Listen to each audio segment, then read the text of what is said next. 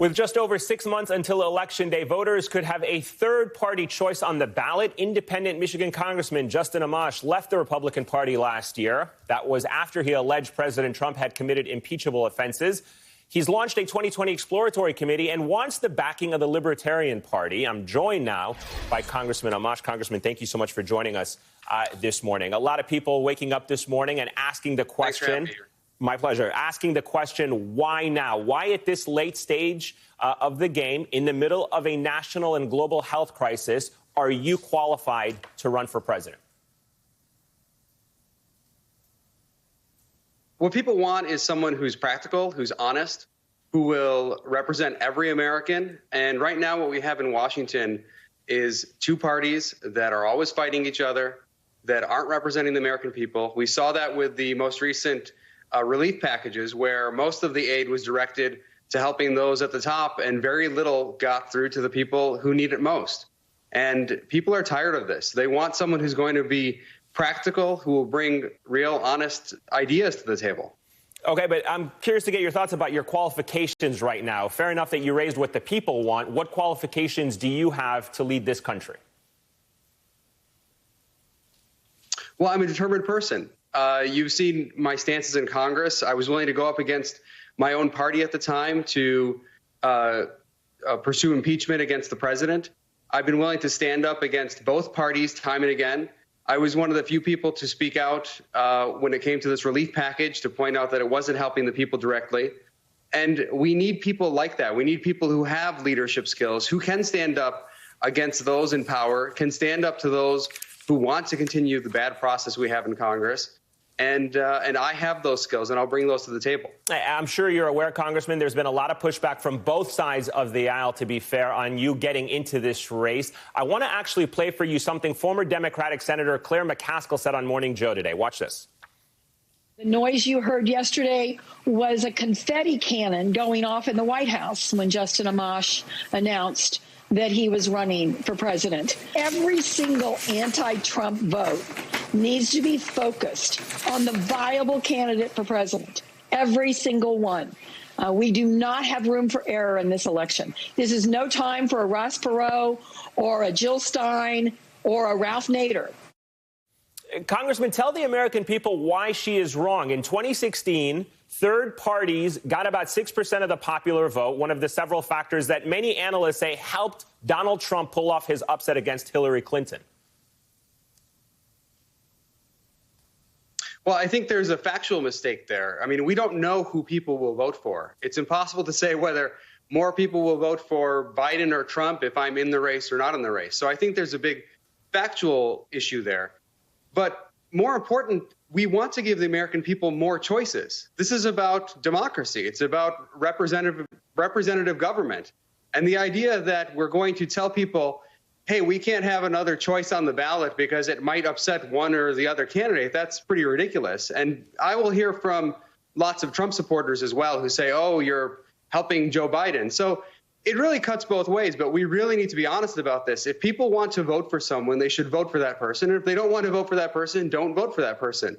But don't attempt voter suppression, essentially, by denying people more candidates on the ballot. That seems really ridiculous and, frankly, anti-American. Well, but the bottom line of this, though, Congressman, people vote based on who represents what they care most about and these issues. So where is your base of support? It's hard to see how you would get any any Trump voters, since, as you mentioned, you have been an outspoken critic of the president. But let's be honest, you're also a conservative who voted against Obamacare. You're against universal health care. You're anti-abortion. You don't exactly line up with Joe Biden or the Democratic Party either. So people are going to vote on the issues that matter to them. And I'm asking you, there doesn't seem to be a lot of people who are lined up with where you stand on these issues. Actually, I think you're making the case for the candidacy. There are millions of Americans who aren't represented by either Donald Trump or Joe Biden, who aren't represented by the Republicans or the Democrats. And those millions of Americans deserve a choice on the ballot. And it's pretty silly to say, well, we shouldn't allow another candidate to be on the ballot. We just want to have these two candidates. And in fact, the way we got Donald Trump is because every Republican who didn't like Donald Trump was told insistently, they were told, you must vote for Donald Trump because he's the Republican nominee and you have to vote for the Republican. Similarly, people are being told today on the Democratic side, you have to vote for Joe Biden, and Republicans are being told you have to vote for Donald Trump again. That's not the way the system is supposed to work. We're supposed to have a system where the people are represented, and there are millions and millions of people, I would say the plurality of Americans, who are not well represented by either of these two parties or either of these two candidates, and they deserve an opportunity to vote for someone that they want to win. Okay, so fair enough. You're talking about changing the system. You can certainly do that in a non-election year, but I'm curious to get your thoughts once again specifically about this. Is it worth the risk of running if you mean that you could possibly reelect Donald Trump? You're very anti-Trump. You've made that very clear. So the question then becomes, is it worth the risk of running and getting President Trump back in office for another 4 more years? What I'm offering is another option for people to vote, and they deserve that option. I represent millions of people who aren't represented by these two parties, and they deserve that opportunity. We can always say the next election is the time or the one after that, but the truth is the system will never change unless people step up. And we've seen time and again throughout history, people step up who were told this is not the time, whether it was Barack Obama or dozens of other candidates throughout history. So we need to have the opportunity to vote for the person we want to win. And if people don't want that person to win, then don't vote for that person. It's actually a very simple process. We should be expanding the ability for people to vote. We should be finding ways to make it easier for people to access ballots and vote, not more difficult. And this idea that we want to have fewer candidates makes things difficult for people. It reduces their choices, and that's not the American way. All right, so let me ask you really quickly about libertarians, because as you know, they're obviously for limited small government, but many argue this is the exact time where people need government more so than ever. How would a libertarian solve the current pandemic that we're in, both financially and from a health perspective? Well, from a health perspective, you have to give more flexibility to people who are on the ground. This idea that you're going to control everything in Washington and have a few people get in a room and decide how the whole country operates is patently absurd. You can't have that kind of understanding of what's going on the ground in various counties throughout the country in one room. So you have to allow people to make decisions on the ground.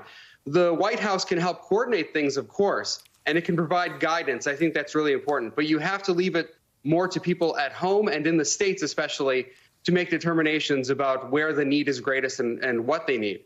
As for financial relief, I've said repeatedly that what people should have is direct pay from the government during this time. So what they're doing, Republicans and Democrats, is funneling money to the banks or directly to big corporations using the Federal Reserve. And that's not the right approach. There are millions of people who are struggling right now. They can't get unemployment very easily. They've lost their jobs.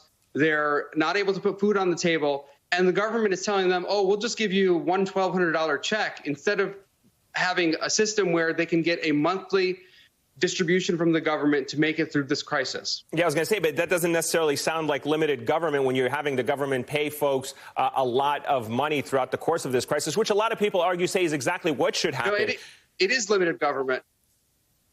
If I might interject, it is limited government, because what the government is doing right now is spending $3 trillion, but it's funneling it in all sorts of different ways. And it's a convoluted, crazy scheme. And you're adding a lot of transaction costs in the way of getting aid to people who need it.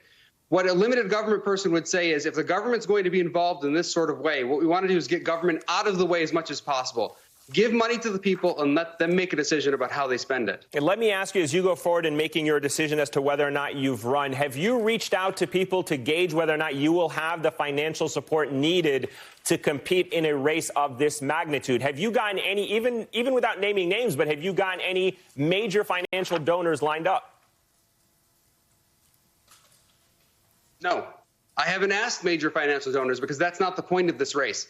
The point of this race is to represent the people, and there are millions of people who want another option, and I'm very confident we can raise the money. When I've run for Congress many times, it's not been based on a whole bunch of big financial donors. It's largely been small donors. As we've seen in this current cycle, most of my donations have come from very small donors, and it will continue to be that way, and I'm proud of running a race where we get the support of millions of small donors. Congressman Justin Amash, sir, thank you very much for joining us this hour. We hope that you'll come back and join us when you make that final decision, sir. Thank you.